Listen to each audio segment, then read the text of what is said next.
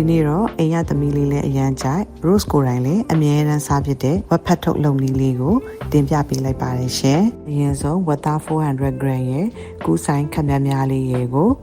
ချက်သားမှုတ်ကော်မှုတ်ငရုတ်ကောင်းမှုတ်ချက်သွန်ပြူနှမ်းစီမှုမွေးလေးစမ်းမယ်နောက်ပြီးစားလေးနည်းနည်းထည့်မယ်တကြားအညိုလေးထပ်ထည့်လိုက်ပါမယ်အားလုံးထည့်ပြီးသွားပြီဆိုလို့ရှိရင်တော့နှံ့သွားအောင်လို့ရောသမမွေပေးလိုက်ပါမယ်ရှင်ဖတ်ထုတ်ရွက်ကလေးတွေပေါ်မှာထည့်ပြီးတော့အခုလိုမျိုးလှလှလေးထုတ်ပေးလိုက်ပါမယ်ဖတ်ထုတ်ကလေးတွေတစ်ခုနဲ့တစ်ခုကပ်မသွားအောင်လို့ခက်ချဲချဲလေးစီပေးထားပါမယ်နောက်ပြီး plastic အိတ်ကလေးတွေကိုတစ်ခုနဲ့တစ်ခုမထိအောင်လို့လေလုံးနဲ့အိတ်ထဲကိုထည့်ပြီးတော့အခဲခန်းထဲမှာခဲထားလိုက်လို့ရပါပြီရှင်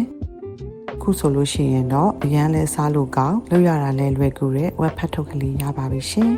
နောက်ရက်တွေမှာလည်း The Taylor Rose မှာ healthy diet food တွေကိုတင်ဆက်ပေးသွားမှာဖြစ်လို့ stay tuned